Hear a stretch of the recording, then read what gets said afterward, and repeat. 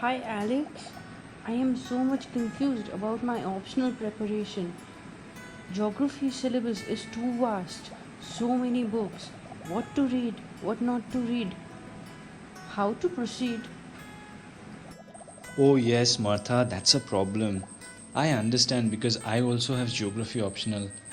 By the way, there is a new channel on YouTube called Your Diary. Have you referred to that? The person over there has taught geographical concepts so easily that you will find it very easy. I refer to that every day. I suggest you to do that. It will definitely help you. Oh, sure, Alex, thanks so much for telling. I'll check it out soon.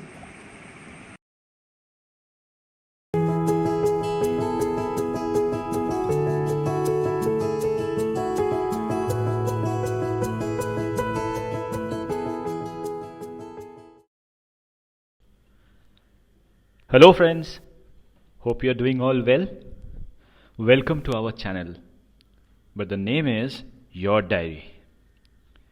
So, please allow us to add a few pages to your diary during your preparation to UPSC. Those memorable days which will always be staying with us. And this picture that you can see right now, some of you must be thinking this.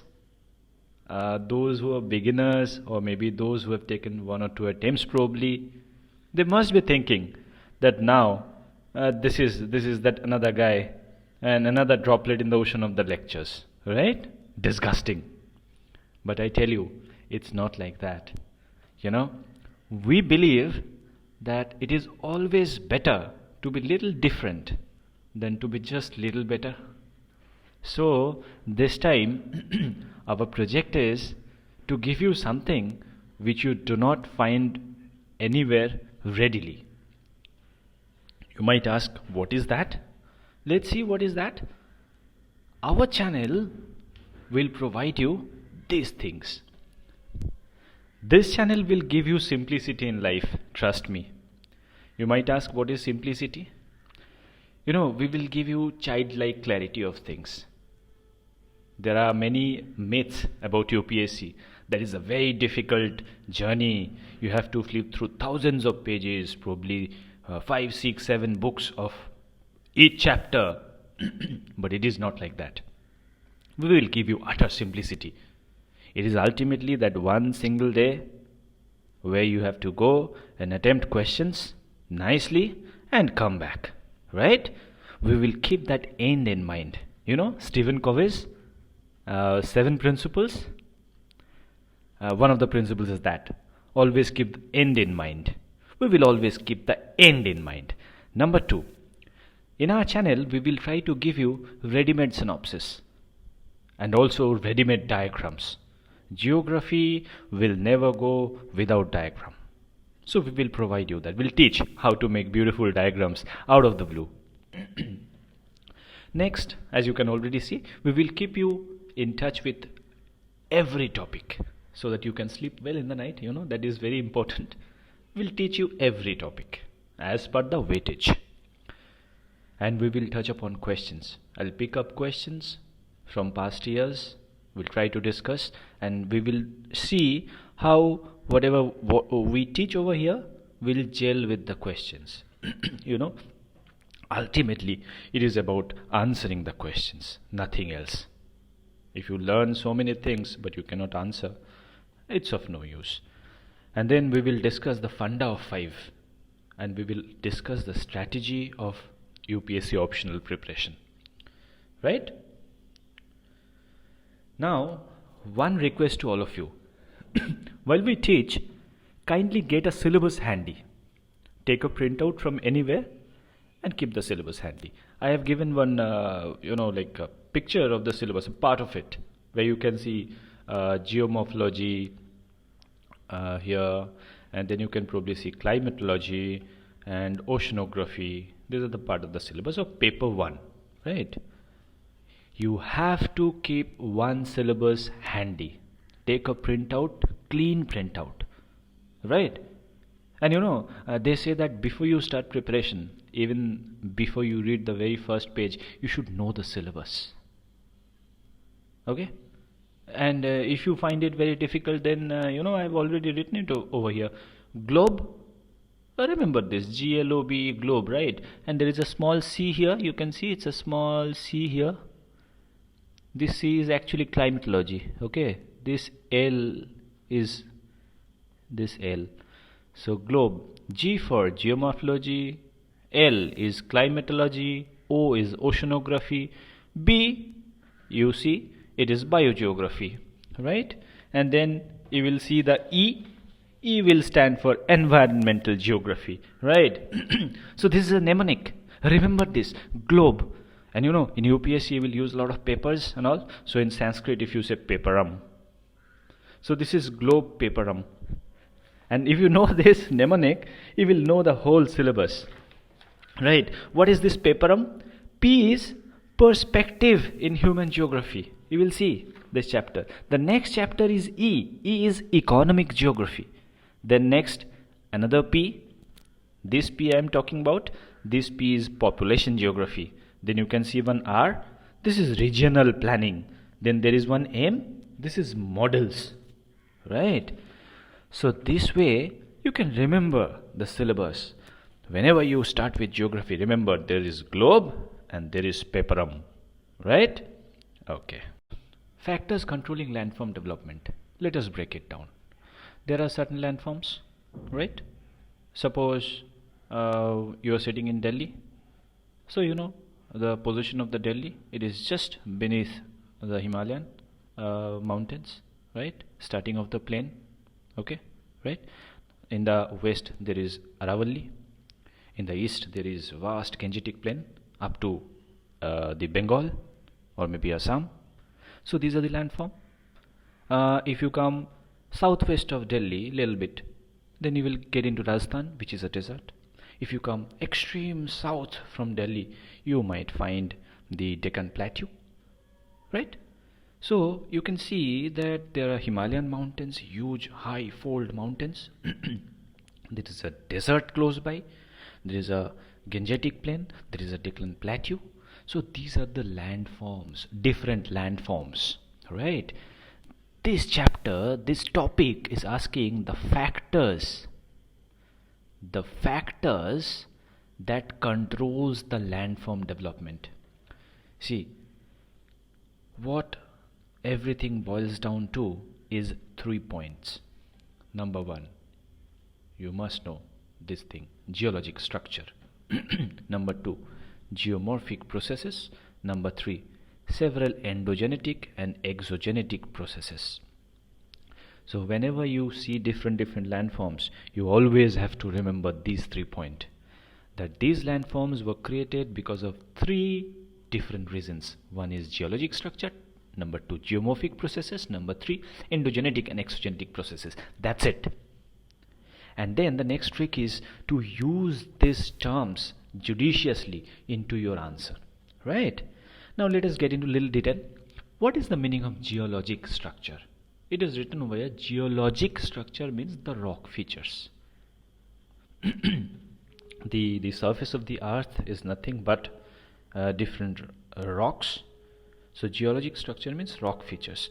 Whether there is a fold or a fault in the rock, whether the physical property of the rock is permeable, whether water can pass through it easily, whether the rock is very hard, like probably you've heard about metamorphic rocks, right?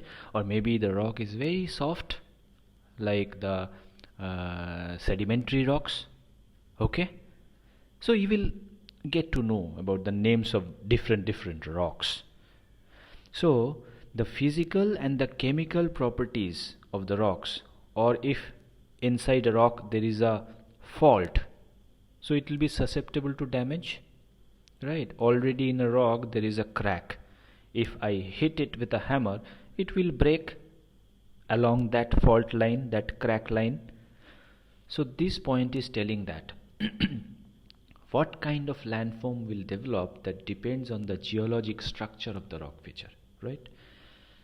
Number 2, geomorphic processes. Geo, this means earth, and morph means to change. So what are the different aspects that morph the geo, that is earth? And when you morph the geo, then you create different landforms, right? So what are the different geomorphic processes? Plate movement. Those who do not know what the plate is, one simple sentence is that the surface of the earth is created of different plates. Okay, that I will get into greater detail after some times, do not worry.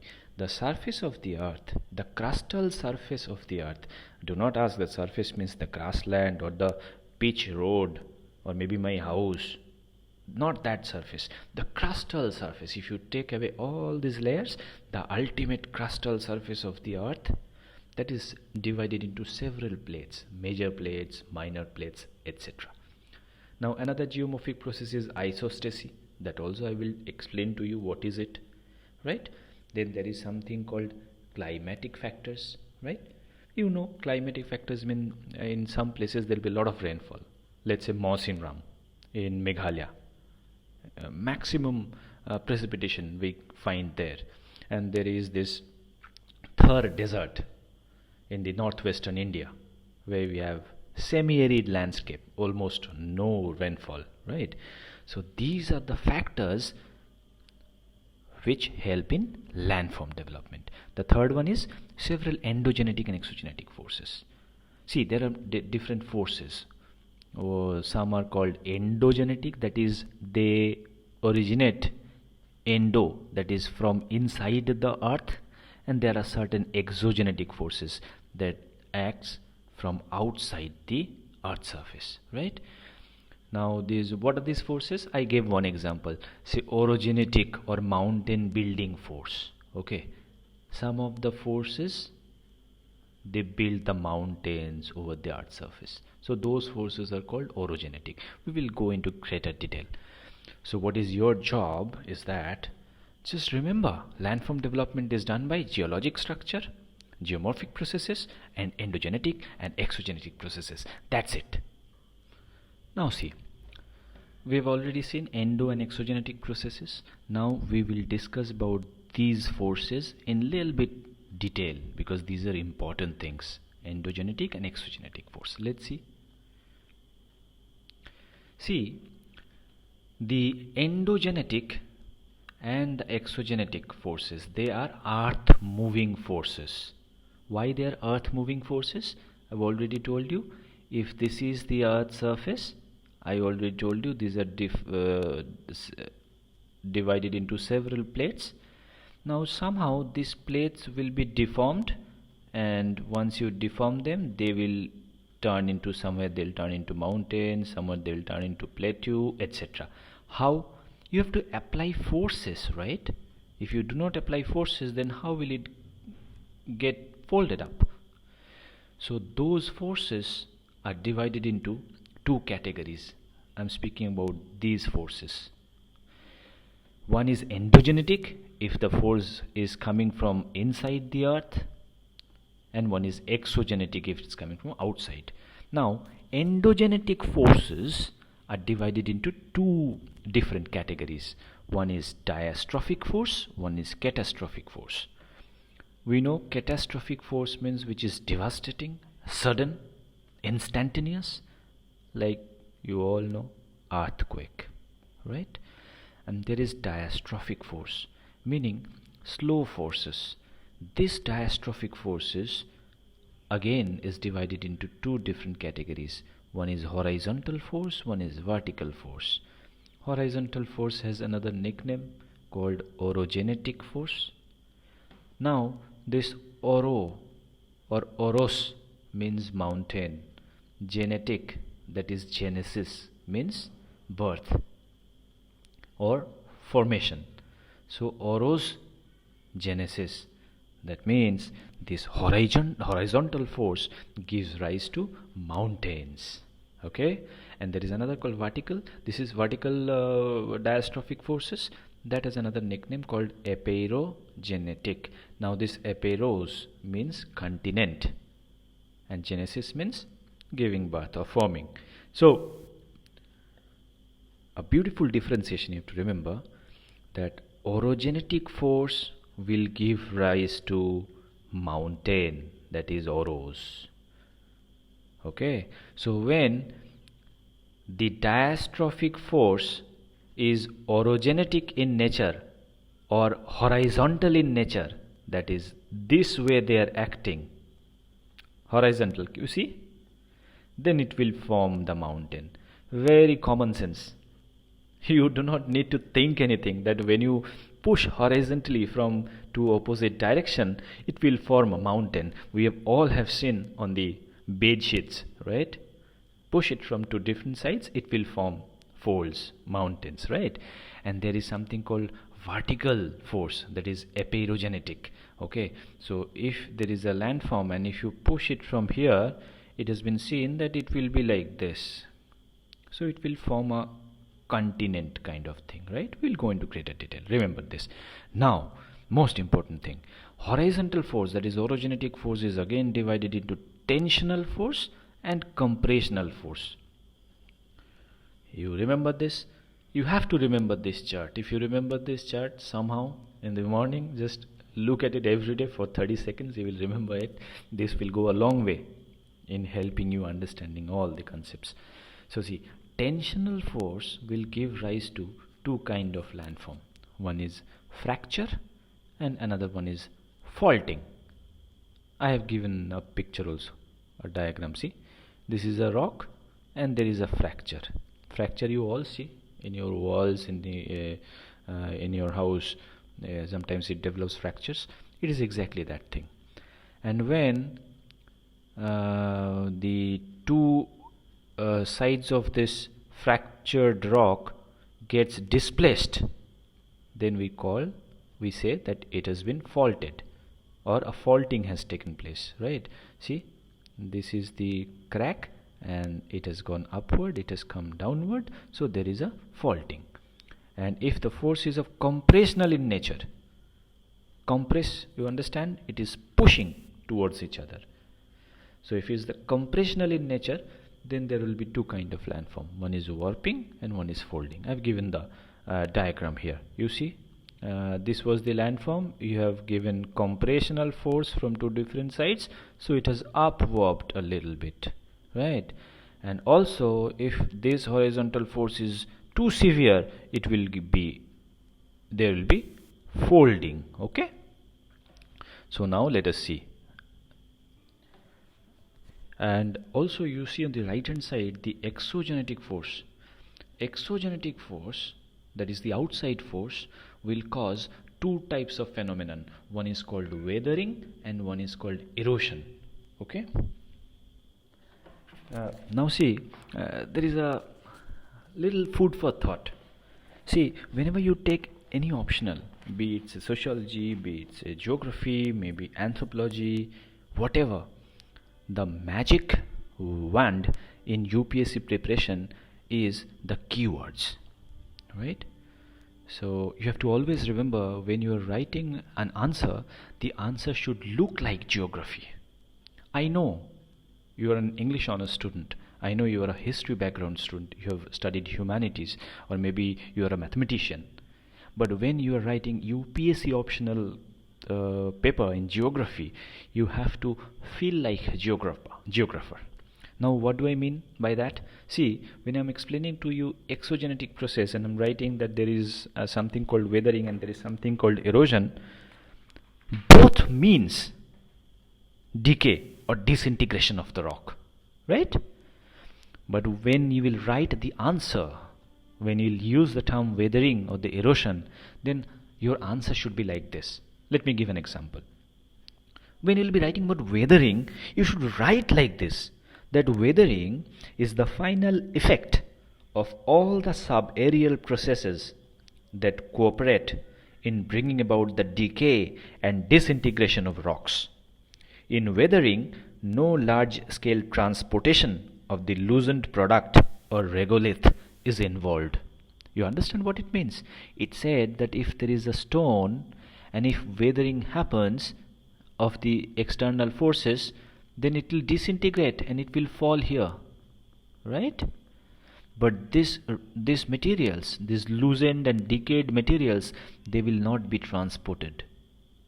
So weathering, after some weathering, this rock will become small, but the disintegrated materials will stay here. But when we speak about erosion, then you have to write like this. During erosion, it is a dynamic process. Essentially, erosion involves the transportation by rainwash, by glacier, or through wind movements. So you understand, if this is a rock and if there is exogenetic forces and this regolith develops, then wind will come and blow this away to some different place. Then you call it erosion. So there is a subtle difference between weathering and erosion. So you understand, the geographer will write like this. I will give you more example how your answer will look like a geographer, right? Now let's see the next process, and see now let's come back to this diastrophic process and horizontal, vertical, tensional and compressional. This faulting and this folding, this will make a lot of important lectures in the times to come. So we'll look into this now. Now we will discuss a bit more about folds and faults. And as I said to you that you should know the keywords. So before understanding anything, just mug up these names. It is as simple as that.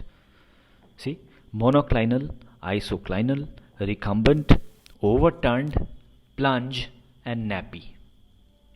Okay, it'll be kind enough if you just mug up few names. It is needed in any of the subjects you go. It is needed, right? Every day morning, go to the terrace, take a cup of coffee and remember monoclinal, isoclinal, recumbent, overturned, plunge, nappy, etc. But of course I'll tell you the differences between them. Let me for that make a diagram. Let me make the diagram of several folds. I told you folds form because of compressional forces. You can just see. So suppose this is the Earth's crust and there are compressional forces. Now you know it will be folded like this. So let us make the folds. Say these are this kind of folds.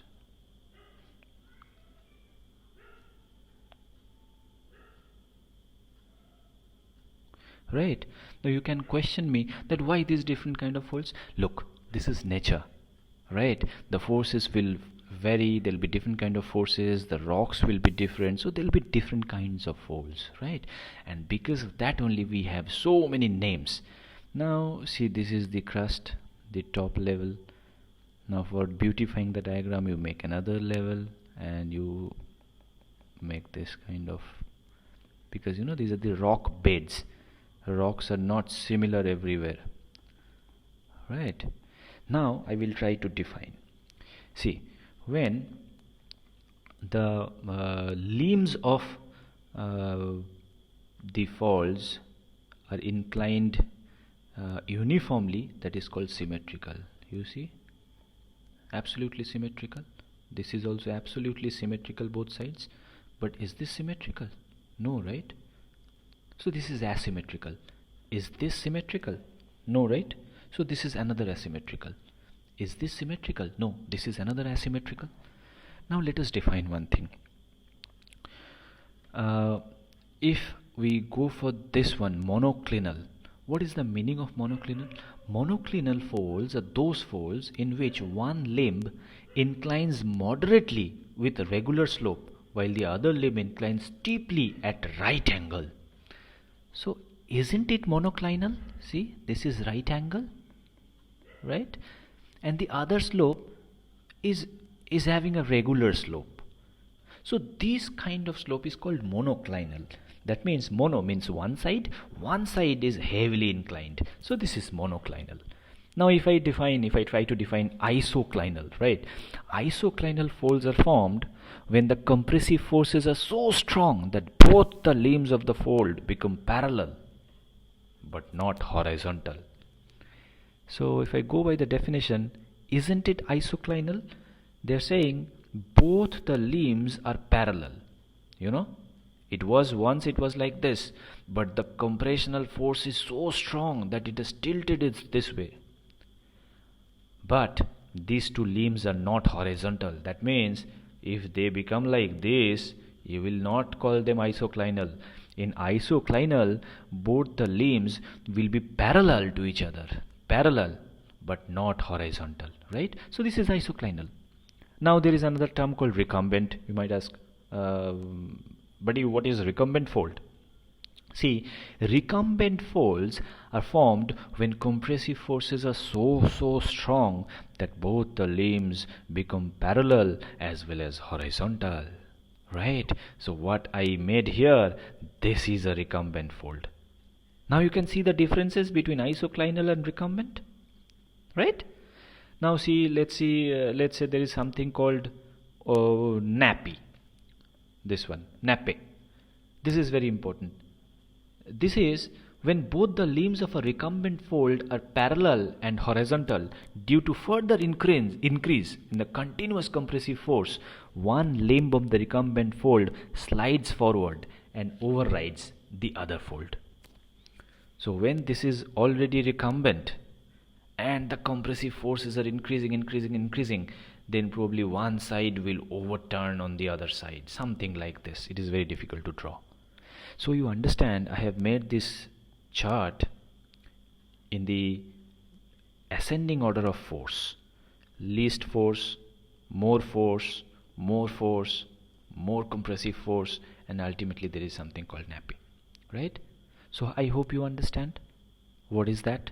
And I made a diagram also. Now see, why these are important? See, it is not always geography that we should think of. We should think of these are the different kind of folds that the scholars say that you will get to see in mountain ranges like Himalayas, right? So you should now close your books and you should probably think of Himalayas, right? Enough of book reading. See, you can see the photo.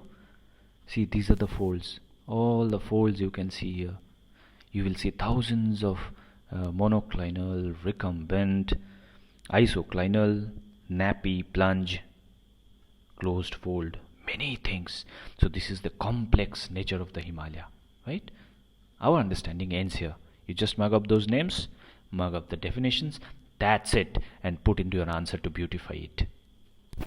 Now, while I am teaching you this chapter, you should always go back to that chart that I gave you, endogenetic and exogenetic. When I was teaching you fault, I told you that when I was teaching you folds, I told you that folding is the result of compressive forces. Now, if you go back to the chart, you will see that there is something called tensional forces. When you are pulling the rocks or the crust apart, tensional forces give rise to something called faults, right? You go back to the chart and you will get to know. Now let us discuss about the faults, because when you look at this beautiful massive creation of nature called Himalaya, you never know where there was a compressional force that was working, where there was a tensional force that was working. So there are many complex and rugged structure of folds and faults. Now let us see what is fault. Look, fault is nothing but a fracture. Fault is nothing but a fracture. As I told that there are fractures probably in the wall of my room. So faults are fractures in the Earth's crust, wherein the rocks are displaced along the plane are called fault plane. So here is this diagram I made for you. Let us start from here. Let's say this is the part of the rock and there is this fracture. Okay. Now along this fracture, this has happened. I'm sorry, let us make it two-dimensional, then you will be able to, three-dimensional, then you will be understanding better. See, suppose there is this rock structure and there is this fault line. Okay, Now through this fracture or the fault line, this has happened. This portion has gone below. So this part is called down thrown, and this portion which has come up is called up thrown. It is very simple. You understand, which has come up is up thrown block and which has gone down is called down thrown. Now what is important is to know that through the plane along which the down thrown block has gone down, this is called dip. You know dipping? One part of rock has gone down, has dipped along this particular slope. So this is called dip.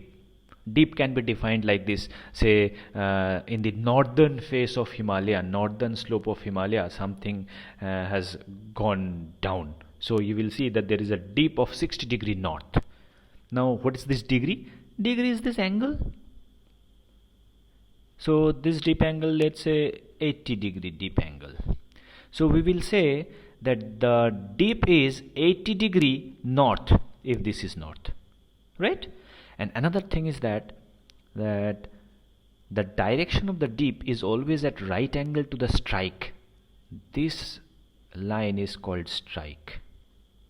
Okay, so nothing, just remember this is a rock and this is a rock along which it has gone down. This is the dip. Okay, and any line perpendicular to the dip is strike. This is a strike, this is a strike, this is a strike. In the next diagram we will understand why strike is important. See, when you see the like movement of the rocks, you will see this rock, this diagram I'm talking about. See, this has moved along the strike. I told you this is the strike. So see, this has moved along the strike.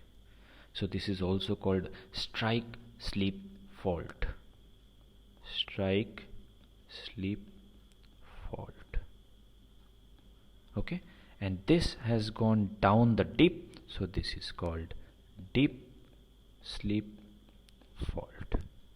Right, as simple as that. Now close your eyes and try to think. There is a rock and it has gone dip, it has dipped along some direction, so that is the dip slip fault, and it has gone sideways along the strike, so that is a strike slip fault. Right, now I will tell you one more thing. Say in the next diagram, in this deep slip fault, if you see here, the deep slip fault can be divided into normal fault and reverse fault. There is one simple thing. See, this is the rock structure I have made. You see, this is the fault line, right? Along this only these two will move. Now you see there is a hook. I have hung one hook. The wall from which you can hang a hook is called hanging wall, right? Simple. If there is this rock and there is this fracture, so this is the hanging wall. You cannot hang something here, right? This is the hanging wall. When the hanging wall will go up, it is called normal fault. See, the hanger wala portion has gone up, so this is a normal fault. And see, this is the hanger wala portion, that part of the rock has gone down, so this is a reverse fault. Just remember, when the hanging wall will go up, that is normal fault. When the hanging wala wall will go down, that is the reverse fault. Okay, now if we come to the strike slip fault, it is very simple. It is moving, right? So if it moves on your right, if the relative movement of a strike slip fault is on your right, that is called dextral. If the relative movement is to the left, it is called sinistral. That's it. Okay, so think about a brick, break it and move it once sidewise, once up and down, and you get all the concepts. That's it. See, now we are almost done with this chapter. The pain is almost over. Last one thing is this. When you are reading about this deep slip fault, remember this portion, I will make with this blue color. This portion here, a river can flow, because this is high mountain, so river can flow. This kind of structure is also called a rift valley. Okay, so rift valley is a major relief feature resulting from faulting activities. It is basically a trough, right? You know, crest is the mountainous portion and trough is the valley portion. So what it is this thing. See, um, uh, it is called rift valley, which is nothing but a crest and trough topography. So whenever there is a folding and faulting, there this rift topography you will see. Now, where are this seen? If you want to get some example, always try to make a map, like a small map. I'll try, say this is Europe, this is Italy, Greece, okay, then this is the Scandinavian countries, Sweden, and the Ob in Silena here, Saudi Arabia, etc. This is our beloved nation. This is something you made, and here you have to make kind of Africa, say this one, Persian Gulf, Horn of Ethiopia, etc. Okay, so just make this diagram and show the rift valleys.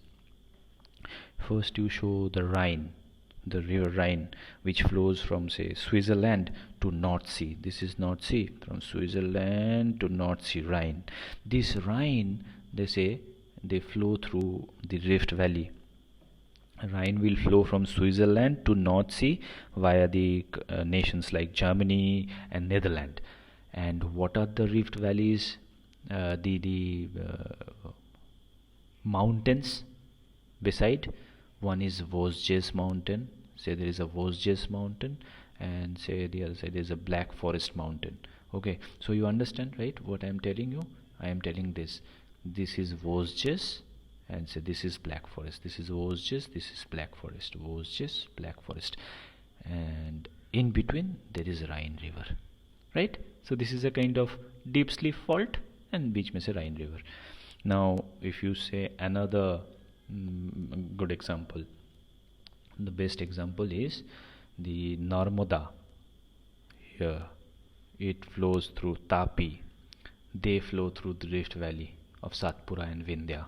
Okay, so you take another example. They say the one of the largest rift valley in the world is the Jordan Rift Valley and Death Valley, and also the Dead Sea.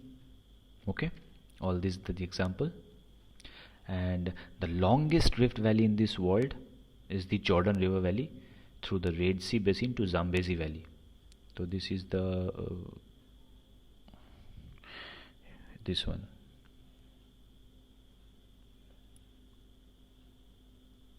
This is another rift valley. Okay, here is the Zambezi River, somewhere near Zambia and Congo, etc. This is Zambezi River. So from here till this sea, this is another rift valley. These are the examples. That's it.